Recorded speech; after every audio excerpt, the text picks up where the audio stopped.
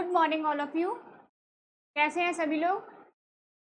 कैवल्य classes में आप सभी का बेहद स्वागत है। मेरा नाम है प्रीति वर्मा और हम पढ़ रहे थे इंग्लिश। आज शायद अभी कोई नहीं आया है, लेकिन बच्चे जल्दी जल्दी जुड़ जाइए कि क्लास कंटिन्यू करते हैं। कल की क्लास हमने कहाँ छोड़ी थी? कल की क्लास हमने प्रोनाउन पे छोड़ी थी और यहाँ पे जो वोकैब वाली सीरीज थी उसमें कुछ एंटोनिम्स करवा दिए थे और कुछ रह गए थे। तो जो रह गए थे उनको आज देखेंगे कि जितने भी हो जाएंगे उतने करेंगे और हर एक ऑप्शन को समझेंगे। ये जो दिख रहे हैं आज जितने भी हो जाएंगे उतने आज करवाए जाएंगे। और प्रोनाउन की जहाँ पे क्लास छूट गई थी वहाँ से क्लास कंटिन्यू करते हैं कि कहाँ से छूट गई थी। ठीक है, ये देख लीजिए आप। अगर आपको इनके आंसर्स आते हैं तो आप कमेंट बॉक्स में आंसर कमेंट कर दीजिएगा, जिससे कि मैं रीड कर लूँगी। और अगर नहीं आते हैं तो कोई बात नहीं, मैं उनके आंसर्स आपको बाद में बताऊंगी। ठीक, देख लीजिए।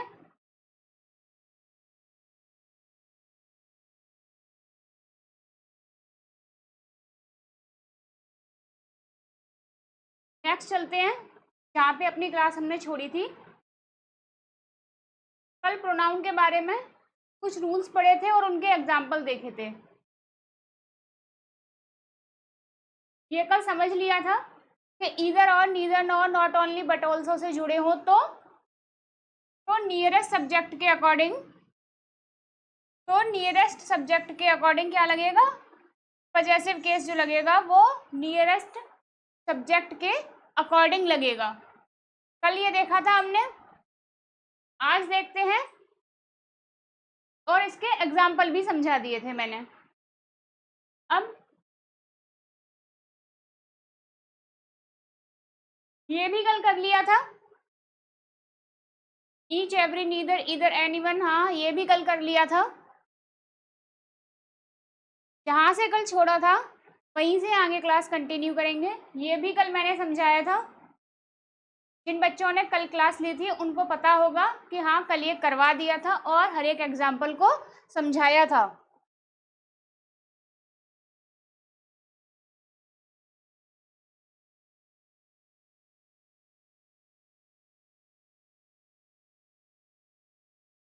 ये भी कल करवा दिया था। यहाँ पे कल छोड़ा था जिसका कि एग्जाम्पल इस पेज पे था और यहीं पे मैंने क्लास को समझा के फिर एंटोनिम्स करवाना स्टार्ट किया था, क्योंकि एंटोनिम्स भी चल रहे थे, वोकैब वाली सीरीज भी चल रही थी। यहाँ से देखते हैं क्या कह रही है। अब क्या लिखा हुआ है? नन। क्या लिखा हुआ है? नन। और नन का प्रयोग क्या है? इससे पहले ये देखते हैं, इससे पिछली वाली क्लास क्या थी। ये थी, देखिए, anyone, everyone, either, neither. Either हो मतलब दो में से किसी एक को बताने के लिए, ये सिर्फ इसलिए जिससे कि उससे आगे वाली चीज एकदम से रिदम में बनी रहे। तो पिछली वाली क्लास को 1 मिनट में जल्दी से समझा देती हूँ। क्या ईदर दो में से किसी एक को बताने के लिए था, नीदर दोनों में से किसी को भी नहीं बताने के लिए था ना, किसी एक को भी नहीं बताने के लिए था नीदर। ईदर किसी दो में से एक को बताने के लिए था। और एनीवन, एनीवन दो से अधिक में किसी एक को बताने के लिए था। एनीवन दो से अधिक में कोई एक बताने के लिए था, एनीवन। और एवरीवन, एवरीवन क्या था? एवरीवन प्रत्येक को अलग अलग बताने के लिए था। एवरीवन प्रत्येक को अलग अलग बताने के लिए था। अब आते हैं इस पे, जहां से कल छोड़ा था। और अब ये यहाँ से आपको एकदम समझ में आएगा कि हाँ क्या था। क्या लिखा हुआ है अब? नन। क्या है? नन। नन मतलब किसी को भी नहीं बताना। मतलब अगर बहुत, इसका प्रयोग बहुत में से कोई नहीं के बारे में, यानी कोई भी नहीं। नन मतलब कोई भी नहीं, किसी के भी नहीं। जितने भी, मतलब दो लोग दिए हुए हैं तो ईदर का कर रहे थे, दो से ज्यादा थे, एवरीवन कर रहे थे, कोई नहीं था, नीदर कर रहे थे। अब बहुतों में से भी कोई नहीं के लिए किसका प्रयोग होगा? नन का प्रयोग होगा। ठीक, नेक्स्ट देखिए, नेक्स्ट क्या है? वन। जैसे जैसे एग्जाम्पल आते जाएंगे मैं उनके एग्जाम्पल भी आपको समझाती जाऊंगी और क्लियर हो जाएगा आपको। ठीक, वन। वन क्या है? इसका प्रयोग प्रत्येक के अभिप्राय में किया जाता है, मतलब हरेक। वन मतलब हरेक, अलग अलग, अलग अलग हर एक व्यक्ति के लिए क्या होगा? वन यूज होगा। और वन का पजेसिव क्या होता है? वंस होता है। क्या होता है? वंस। एग्जाम्पल देखते हैं क्या है। One should keep once word. One should keep once word मतलब हरेक को अपने अपने, हरेक को अपने अपने शब्द कहने चाहिए, रखने चाहिए।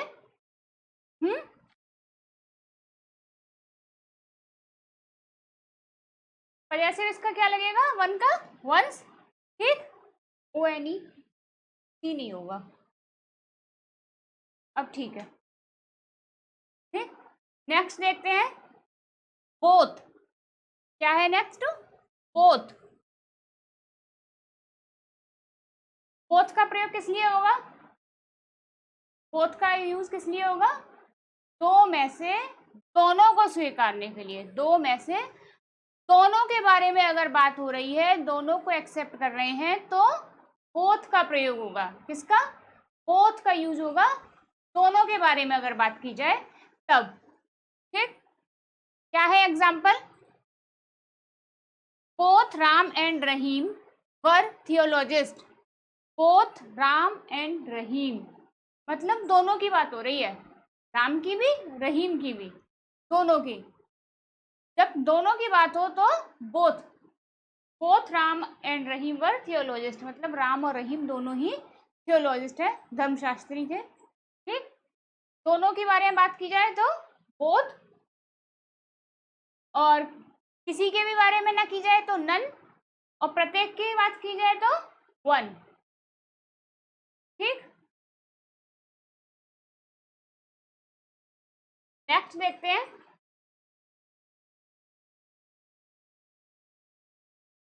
क्या है नेक्स्ट।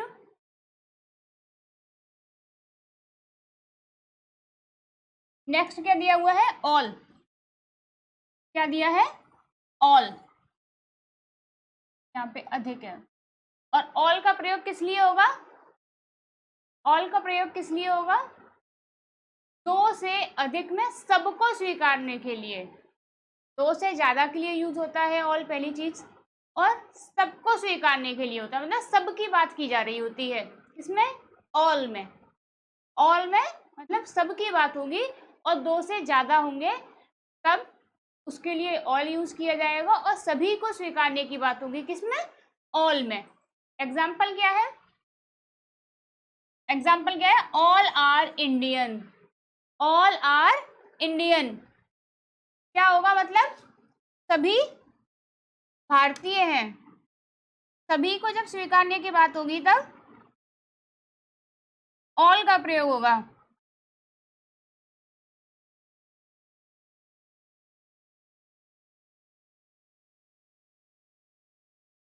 नेक्स्ट देखते हैं,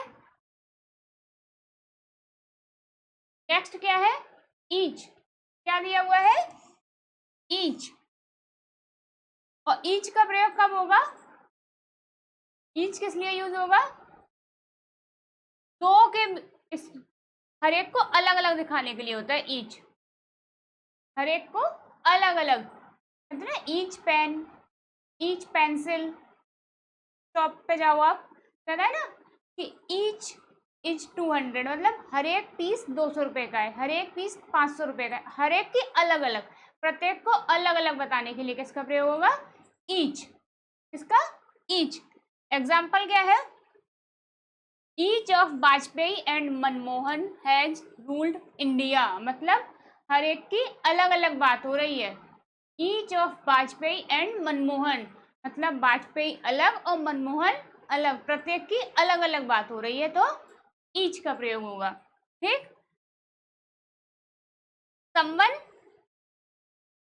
संवन, संवन क्या है? इसका प्रयोग अज्ञात लोगों के बदले में किया जाता है, मतलब पता ही नहीं है किसके बारे में बात हो रही है। नहीं जानते हैं तब समवन, किसका प्रयोग होगा तब? समवन का प्रयोग होगा। कमेंट नहीं दिख रहे हैं आज, 1 मिनट में देख लेती हूँ क्या हुआ।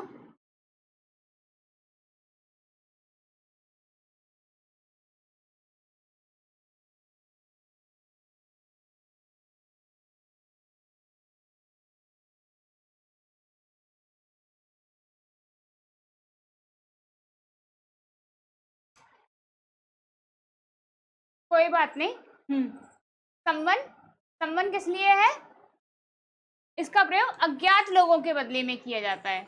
इसके बारे में किया जाता है, अज्ञात लोगों के बदले में किया जाता है, यानी कि जो नहीं पता है वो समवन का यूज होगा। क्या है एग्जाम्पल?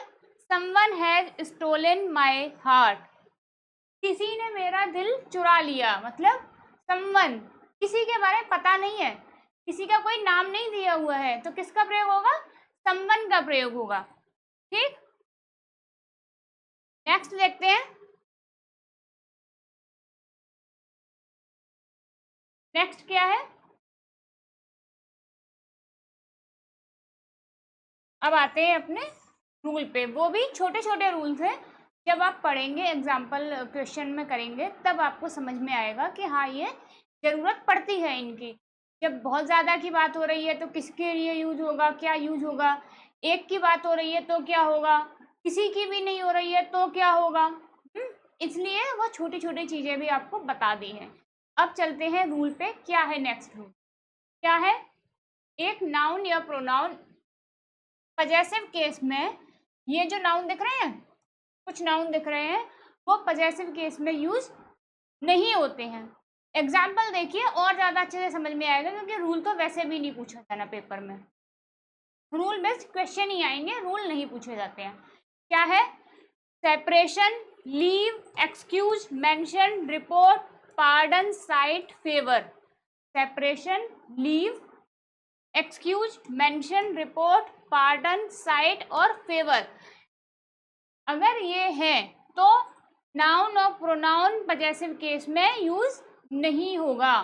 क्या? पजेसिव केस में यूज नहीं होगा। और पजेसिव केस आपको पता है, क्योंकि ये मैंने आपको इससे पहले वाली क्लासेस में बता दिए थे। एग्जाम्पल देखिए क्या है? Your separation is very painful to me. Your separation is very painful to me. क्या है इसका मतलब? क्या बताया था कि ये कुछ वर्ड्स हैं, जैसे separation, leave, excuse, separation, leave, excuse, mention, report, pardon, site, favour. इनके साथ में पजेसिव यूज नहीं होगा। ये दिए हुए हैं, पजेसिव केस दिया हुआ है, योर पजेसिव केस है, और इन वर्ड्स के साथ में पजेसिव नहीं होगा, क्योंकि इनका सेंस बदल जाता है। योर सेपरेशन मतलब आपका विछोह, ये नहीं है मतलब आपका। यहाँ पे क्या होना चाहिए? Separation from you. क्या मतलब? आपसे बिछड़ना, आपका नहीं, आपसे बिछड़ना। Is very painful to me मतलब पेनफुल है मेरे लिए। तो यहाँ पे क्या होगा? ये पहली चीज, पजेसिव का यूज नहीं होगा, पजेसिव यूज नहीं होगा। अब पजेसिव नहीं यूज होगा और इसे सही भी करना है तो क्या होगा? तो इसको इस तरीके से लिखा जाए कि सेंटेंस समझ में आए, सेंटेंस की भाषा समझ में आए कि वो क्या कहना चाह रहा है। क्या होना चाहिए यहाँ पे? Separation from you. क्या? सेपरेशन फ्रॉम यू मतलब आप से बिछड़ना। सेपरेशन फ्रॉम यू क्या होगा? सेपरेशन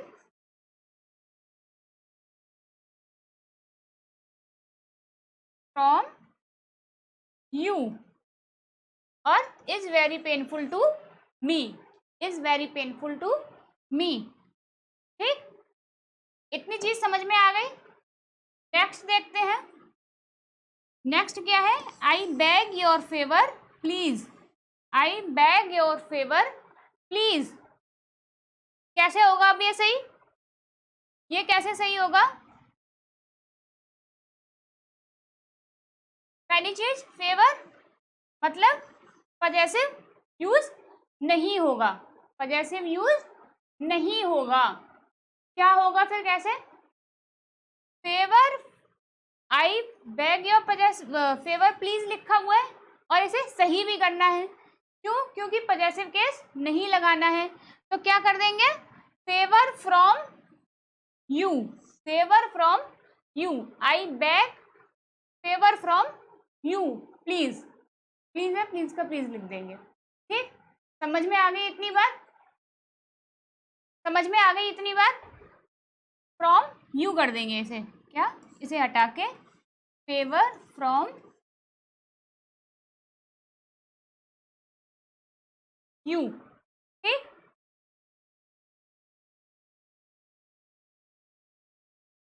नेक्स्ट देखते हैं। नेक्स्ट क्या है? नेक्स्ट रूल क्या है?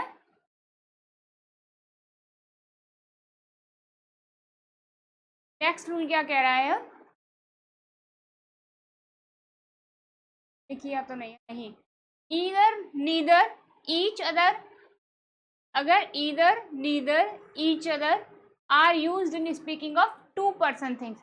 Either, neither, each other. क्या? ईदर, ईदर, ईदर, नीदर और ईच अदर, ये दो पर्सन या दो थिंग्स के बारे में बात होगी तो ईदर, नीदर और ईच अदर का प्रयोग होगा। अगर दो पर्सन या थिंग्स के बारे में बात होगी तो, दो पर्सन या थिंग्स के बारे में बात होगी तो ईदर, नीदर और ईच अदर का यूज होगा। और अगर मोर देन टू पर्सन और थिंग्स के बारे में बात होगी तो किसका होगा? एनीवन, नन और वन अनदर। एनीवन, नन और वन अनदर का यूज होगा। समझ में आई इतनी बात? अब इसके एग्जाम्पल देखते हैं। अब आपको समझ में आएगा कहाँ पे ईदर लगेगा, कहाँ पे नीदर लगेगा, कहाँ पे ईच अदर लगेगा और कहाँ पे एनीवन, कहाँ पे वन अनदर, नन। जब दो के बारे में बात होगी तो ईदर, नीदर और ईच अदर। दो से ज्यादा के बात हो तो एनीवन, नन और वन अनदर। ठीक, एग्जाम्पल देखते हैं अब और क्लियर हो जाएगा एकदम। क्या है पहला एग्जाम्पल?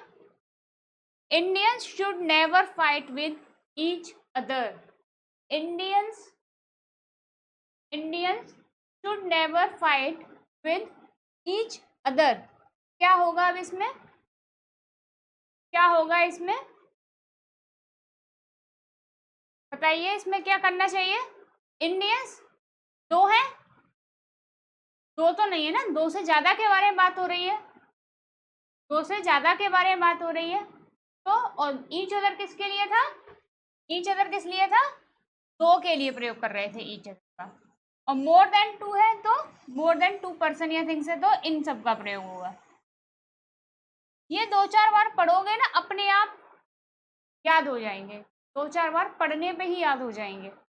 और जब क्वेश्चन सॉल्व करोगे तो एकदम ही याद हो जाने हैं। क्वेश्चन जब सॉल्व करोगे तो अपने आप समझ में आ जाएगा कि हाँ, क्या करना चाहिए इसमें और इसमें कहाँ पे एरर है, कैसे इसको सही करना है। क्या है? Indians should never fight with each other. क्या होना चाहिए यहाँ पे? दो से ज्यादा है ना इंडियंस तो दो से ज्यादा है तो क्या होगा? ईच अदर की जगह पे, और क्या बताया दो से ज्यादा के लिए? या तो वन अनदर या नन तो नहीं है, एनीवन कोई एक हो जाता है। दो से ज्यादा की बात है मतलब वन अनदर। क्या होगा यहाँ पे? One another.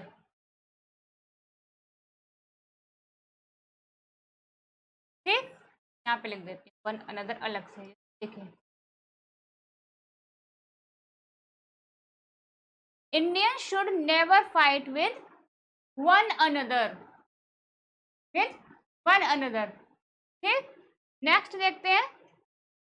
नेक्स्ट क्या है? Any one of his eyes is defective. Any one of his eyes defective. अब आंख कितनी होती है? दो होती है ना आंख, तो सबकी दो ही आंखें हैं। तो यहाँ पे क्या एरर है? यहाँ पे क्या एरर है और कैसे सही करेंगे इसको? कैसे सही करेंगे इसको? मतलब क्या कह रहा है sentence? Any one of his eyes, मतलब कोई एक, और दो या पर्सन या थिंग्स के बारे में बात हो तो क्या लगाना चाहिए? ईदर, नीदर या ईच अदर, ईदर, नीदर या ईच अदर। तो यहाँ पे क्या लगेगा? एनी वन, यहीं पे गड़बड़ दी हुई है, क्या होगा यहाँ पे? ईदर, क्या होगा? ईदर। क्यों? क्योंकि दो पर्सन या थिंग्स के बारे में बात हो रही है, तो ईदर। नेक्स्ट देखते हैं, नेक्स्ट क्या है? None of his arms was wounded in accident, none of his arms, none of his arms, क्या होगा अब इसमें? इस वाले एग्जाम्पल में क्या होना चाहिए? क्या एरर दिया हुआ है? नन मतलब कोई नहीं, और नन क्या हो रहा था? दो से ज्यादा के लिए यूज हो रहा था, नन दो से ज्यादा के बारे में यूज हो रहा था, और दो के लिए हमें क्या यूज करना है? ईदर या नीदर या ईच अदर, इन्हीं में से लगाना है। अगर दो के बारे में बात हो रही है तो, दो पर्सन, दो थिंग्स के बारे में बात होगी तो ईदर, नीदर और ईच अदर ही लगाना है। दो से ज़्यादा की बात होगी तो एनी वन, वन अनदर और नन लगाना है। यहाँ पे क्या होगा? नन क्या होता है? नन दो से ज़्यादा के बारे में बात होती है तब। और आर्म्स कितनी है? कितनी है? सभी की, सभी की दो ही है। और नन क्या है? नेगेटिव सेंस दे रहा है, मतलब नेगेटिव सेंस वाली ही चीज लगानी है। तो क्या लगेगा यहाँ पे? नीदर। क्या लगेगा यहाँ पे? नीदर। क्या लगेगा? नीदर। नन को हटा के क्या कर दीजिए? नीदर।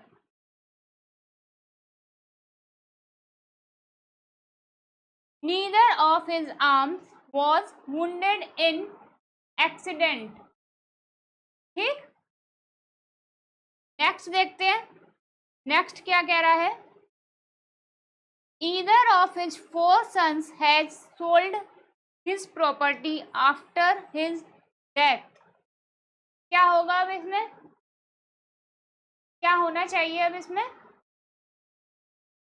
Either, और यहाँ पे क्या है? फोर सन्स, मतलब दो से ज्यादा के बारे में बात हो रही है, दो से ज्यादा के बारे में बात हो रही है ना, चार बेटों के बारे में बात हो रही है। क्या होगा अब इसमें? Either of his four sons, चारों में से अधिक हो रहा है ना, ईदर मतलब चार हो गए, और ईदर किस लिए था? दो के लिए यूज करना था। तो ये यहाँ पे एरर दिया हुआ है, ये चीज़ तो इतनी समझ में आई गई, यहाँ पे एरर दिया हुआ है। अब इस एरर को सही कैसे करना है? इस एरर को सही कैसे करना है? कैसे होगा अब ये सही? कैसे होगा अब ये सही? मतलब यहीं पे इसमें सही करना होगा, यहीं पे इसको सही करना है। तो क्या करेंगे यहाँ पे? और यूज किस में से करना है? सिर्फ इनमें से। क्यों? क्योंकि दो से ज्यादा है, तो क्या कर देना है यहाँ पे? Any one. क्या? Any one.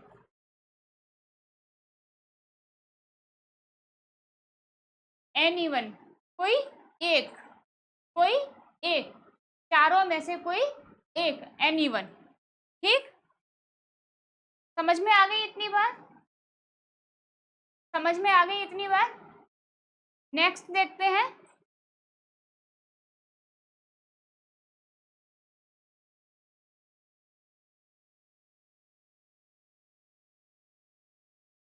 नेक्स्ट क्या है? नेक्स्ट रूल क्या कहता है? क्या कह रहा है अब नेक्स्ट रूल? कि अगर while writing question tag the subject and verb must be according to main sentence, अगर क्वेश्चन टैग सेंटेंस है, मतलब ये क्वेश्चन टैग वाली सेंटेंस है, तो क्या होगा? जो ये वाला सेंटेंस है क्वेश्चन टैग वाला, इसी में तो क्वेश्चन मार्क लगा हुआ है, इसी में तो लगा हुआ है ना, तो वर्ब क्या होगी? मेन सब्जेक्ट या मेन सेंटेंस के अकॉर्डिंग होगी, मेन सेंटेंस के अकॉर्डिंग होगी, मेन सब्जेक्ट नहीं, मेन सेंटेंस के अकॉर्डिंग होगी। और मेन सेंटेंस क्या है? ये है मेन सेंटेंस। मेन सेंटेंस क्या है ये, क्वेश्चन टैग सेंटेंस क्या है ये। और क्या कहता है रूल, रूल ये कह रहा है कि अगर क्वेश्चन टैग सेंटेंस है तो the subject and verb, subject और वर्ब दोनों, क्या सब्जेक्ट और वर्ब दोनों ही, केवल अकेली वर्ब नहीं और अकेला सब्जेक्ट नहीं, वर्ब और सेंटेंस, वर्ब और सब्जेक्ट, वर्ब और सब्जेक्ट दोनों ही मेन सेंटेंस के अकॉर्डिंग होंगे। क्या, दोनों ही मेन सेंटेंस के अकॉर्डिंग होंगे। ये वाली चीज बहुत ज्यादा पूछी भी जाती है पेपर में, इस तरीके से सेंटेंस दे दिया होता है और सेंटेंस में वहां पे तो इस तरीके से स्लैश स्लैश करके दिया होता है जिससे कि आपको किसी एक पोर्शन में एरर फाइंड करना होता है। यहाँ पे अभी डायरेक्ट दिया हुआ है लेकिन होता इसी तरीके से। अब क्या करना है, यहाँ पे इतनी चीज तो समझ में आ गई होगी ना कि अगर क्वेश्चन टैग सेंटेंस है तो वर्ब और सब्जेक्ट दोनों चीज याद रखनी है, सब्जेक्ट और वर्ब दोनों ही मेन सेंटेंस के अकॉर्डिंग होनी है। और मेन सेंटेंस जो स्टार्टिंग है जिससे बात की जा रही है, मेन सेंटेंस ये वाला समझिए, ये वाला समझिए आप, मेन सेंटेंस, ये मेन सेंटेंस है ना, ये मेन सेंटेंस है। ठीक, अब करके देखते हैं इनके एग्जाम्पल और अच्छे से समझ में आ जाएगा कि क्या था। ठीक, और अच्छे से समझ में आएगा कि कैसे सही करना है। क्या है, our teacher is intelligent isn't it, our teacher is intelligent isn't it, कैसे सही होगा। अब ये क्या बताया था यहाँ पे, वर्ब और सब्जेक्ट, वर्ब और सब्जेक्ट दोनों ही मेन वर्ब के अकॉर्डिंग, मेन सेंटेंस के अकॉर्डिंग, मेन सेंटेंस के सब्जेक्ट के अकॉर्डिंग, उसी की वर्ब के अकॉर्डिंग सही होंगे। क्या, मेन वर्ब की जो सेंटेंस है, मेन वर्ब उसी के सब्जेक्ट और वर्ब के वर्ब से सही होंगे। क्या है अब ये, our teacher is intelligent isn't it, कैसे सही होगा अब ये, मतलब वर्ब तो जो दी हुई है उसी के अकॉर्डिंग लगानी है, उसी के अकॉर्डिंग ही तो लगेगी ना। और सब्जेक्ट, सब्जेक्ट क्या है, अवर टीचर, अवर टीचर मतलब ही मान सकते हैं क्योंकि प्रोनाउन क्या है, नाउन की जगह पर यूज हो रहा है ना, नाउन क्या है, नाउन की जगह पर ही यूज हो रहा है। तो यहाँ पे क्या कर सकते हैं, इजंट ही, क्या हो जाएगा, ही। क्यों, क्योंकि मेन वर्ब के सब्जेक्ट के अकॉर्डिंग सही करना है हमें, मेन वर्ब के सब्जेक्ट के अकॉर्डिंग ही हमें सही करना है। ठीक, इजंट है मतलब इज, ये चीज तो सही ही है, सब्जेक्ट देखना है बस, वर्ब और सब्जेक्ट देखनी दोनों है, लेकिन ये चीज यहाँ पे सही हो गई हमारी। तो अब हमें क्या करना है, अब हमें सब्जेक्ट पे काम करना है। तो अब सब्जेक्ट सही कर दिया, क्या होगा, अवर टीचर इज, यहाँ पे तो ही मैंने समझाने के लिए लिखा हुआ है, यहाँ पे तो कि इसको हम ही लिख सकते हैं। तो our teacher is intelligent isn't he, isn't he, समझ में आ गई इतनी बार, समझ में आ गई इतनी बार। नेक्स्ट देखते हैं, नेक्स्ट क्या है, the boys are not going on picnic are they, the boys are not going on picnic are they, क्या होगा अब इसमें, क्या होगा इसमें, वर्ब और सब्जेक्ट दोनों ही मेन सेंटेंस के अकॉर्डिंग करने। देखते हैं क्या है, the verb, the boys are not going on picnic are they, क्या होगा इसमें, आर मतलब सही है, ये तो वर्ब तो ठीक है, और द बॉयज मतलब प्लूरल है तो वर्ब भी, वर्ब नहीं, सब्जेक्ट, वर्ब तो प्लूरल है ही, दी ही हुई है, तो सब्जेक्ट क्या होगा, वो भी प्लूरल होगा। यहाँ पे तो एक ही की बात थी ना, इसलिए ही कर दिया था। यहाँ पे बॉयज प्लूरल है मतलब प्लूरल ही लगेगा, तो दे ही लगेगा, तो दे ही लगेगा। मतलब ये सही दिया हुआ है, ये सेंटेंस आपका सही दिया हुआ है। नेक्स्ट देखते हैं, नेक्स्ट सेंटेंस देखते हैं क्या है next sentence. They went to Delhi yesterday isn't it. अब इसमें बताइए इसमें क्या होगा, इसमें बताइए इसमें क्या होगा। They went to Delhi yesterday isn't it, verb और सब्जेक्ट। इतनी चीज याद रखिए, वर्ब और सब्जेक्ट दोनों ही मेन सेंटेंस के अकॉर्डिंग आपको सही करने। अब मेन सेंटेंस क्या है, ये वाला मेन सेंटेंस क्या है, ये वाला, ये मेन सेंटेंस है आपका, और सही आपको इसी से करना है, इतने पार्ट को, तो इतने पार्ट को आपको सही करना है। अब इसमें क्या करेंगे, इसमें क्या करेंगे, आज क्लास लाइव नहीं हो रही है तो बच्चे दिख नहीं रहे हैं, वैसे डेली बच्चे आंसर्स भी करते हैं, तो कुछ इश्यू हो गया है इसलिए। They went to Delhi yesterday isn't it, क्या होगा पहली चीज तो वर्ब, वर्ब में भी दिक्कत है यहाँ पे, दूसरी सब्जेक्ट में भी दिक्कत है, मतलब दोनों चीज सही करनी पड़ेंगे। किसी किसी में तो एक चीज सही करनी है, वर्ब सही करनी है क्योंकि वर्ब में एरर दिया है, किसी किसी में सब्जेक्ट ही सही करना है, और किसी किसी में दोनों चीज सही। अब यहाँ पे क्या है, दोनों चीज सही करनी है इस वाले सेंटेंस। क्या होगा अब इस वाले सेंटेंस में, क्या होगा इस वाले सेंटेंस में, मतलब यहाँ पे दे प्लूरल दिया हुआ है तो यहाँ पे सब्जेक्ट भी प्लूरल ही होगा, सब्जेक्ट भी प्लूरल ही होगा, और जो वर्ब है वो भी इसी के अकॉर्डिंग लगेगी। तो क्या होगा, डिडंट दे, क्या डिडंट दे, क्योंकि ये सेकंड फॉर्म है ना। सेंटेंस वाला चैप्टर तो आपके सिलेबस में है नहीं, लेकिन फिर भी आपको समझा देंगे बाद में।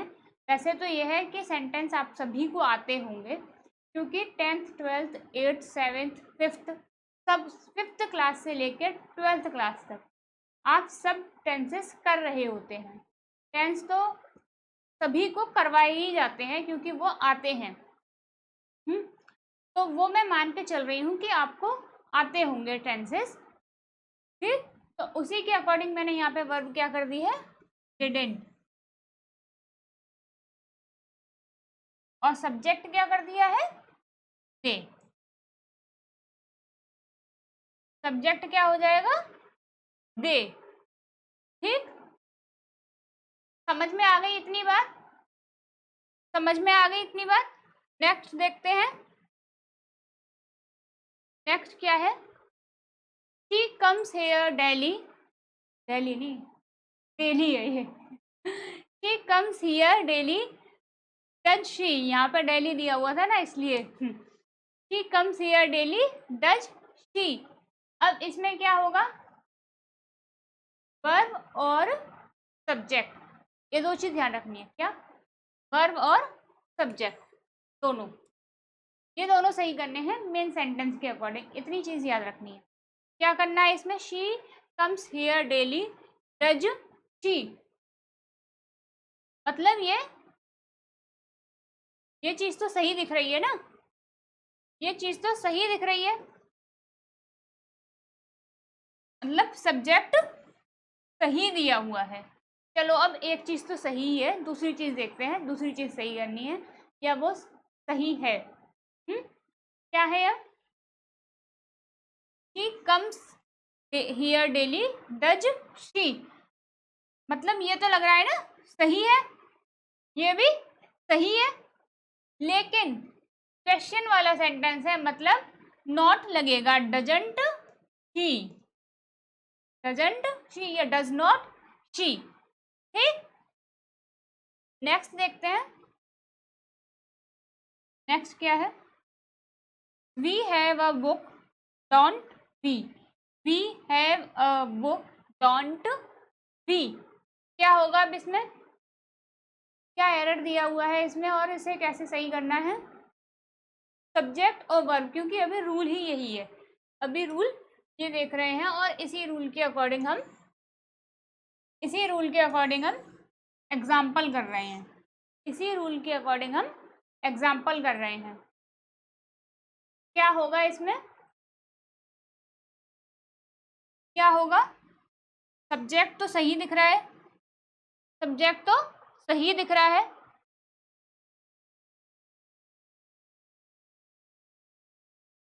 और वर्ब भी ठीक है, मतलब ये सेंटेंस सही दिया हुआ है, ये सेंटेंस सही दिया हुआ है। नेक्स्ट देखते हैं, नेक्स्ट क्या है? You have taken food, have not you. You have taken food, haven't you. क्या होगा इसमें? क्या होगा इसमें?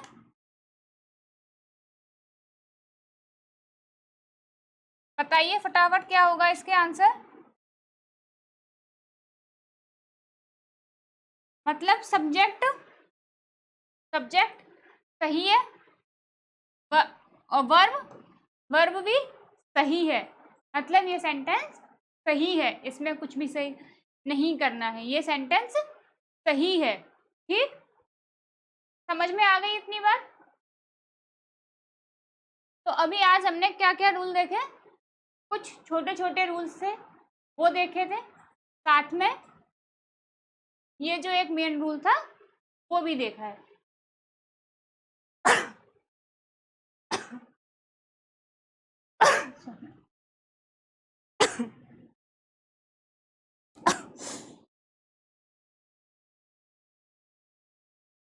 और उनके एग्जाम्पल देखे थे, यानी कि ये देख लिया था, ये भी देख लिया था, और ये देखा था, और इसके कुछ एग्जाम्पल भी देखे थे।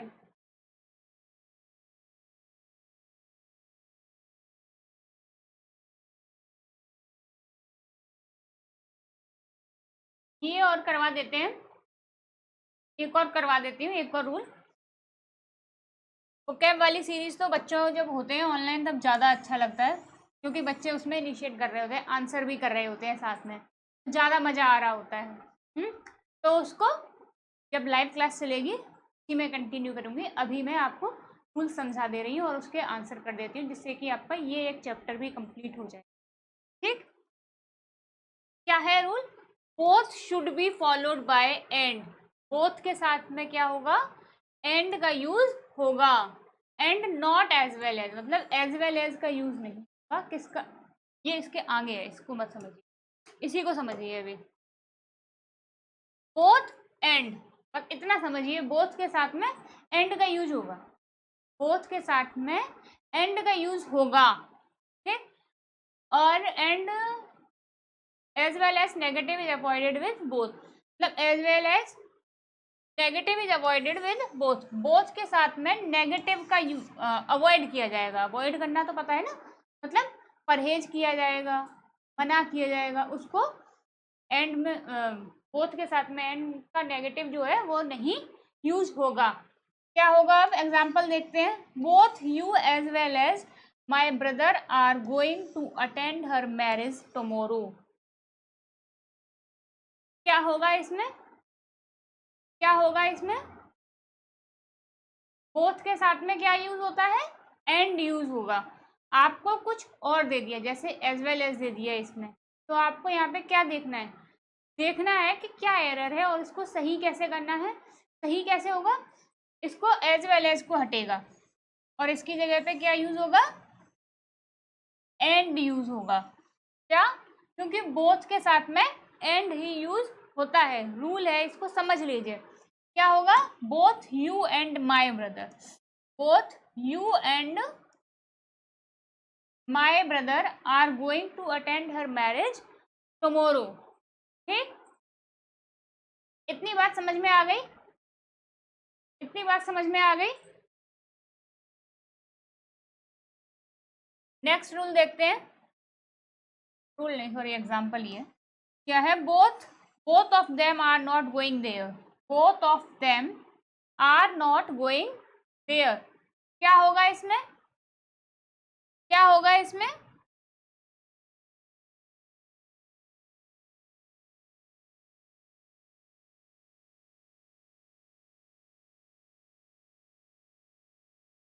क्या बताया था कि बोथ के साथ में एंड यूज होगा और नेगेटिव को अवॉइड किया जाएगा, नेगेटिव को अवॉइड किया जाएगा और एंड का यूज होगा।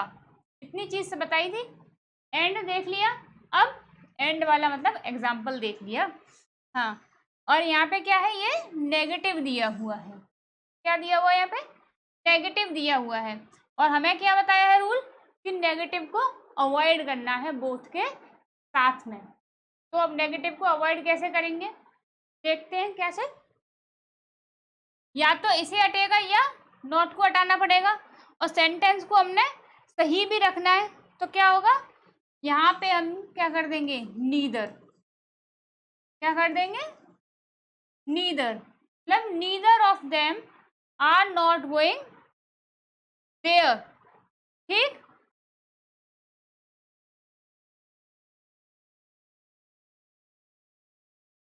ठीक, समझ में आ गई इतनी बात।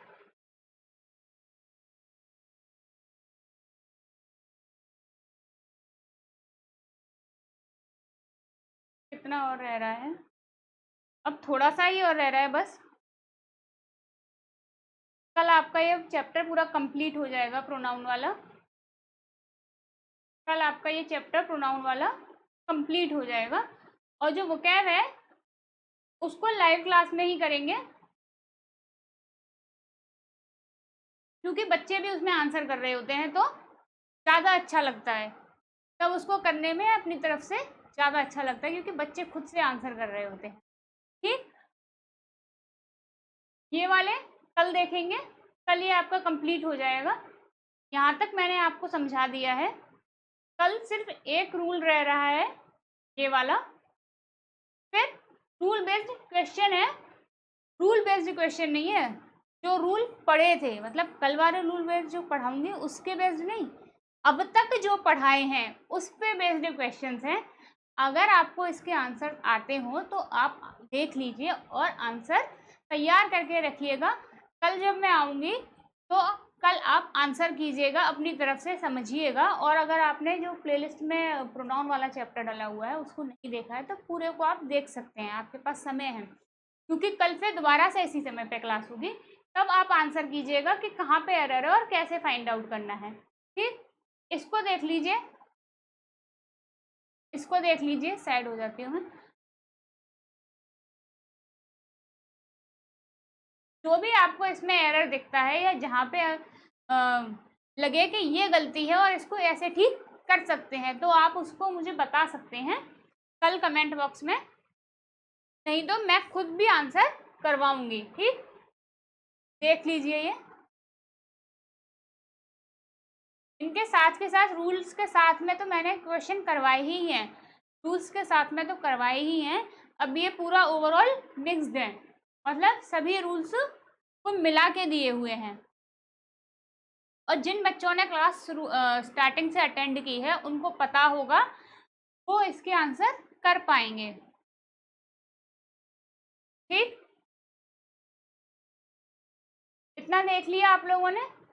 वोकैब वाली सीरीज आज लाइव क्लास नहीं है तो मैं बच्चों की वजह से नहीं ले रही हूँ, लेकिन वोकैब कल करेंगे, क्योंकि बच्चे भी उसमें अपनी तरफ से एफर्ट डाल रहे होते हैं तो ज़्यादा अच्छा लग रहा होता है। ठीक, तो उसे कल करेंगे। अगर आपको आते हो तो आप आंसर बता सकते हैं।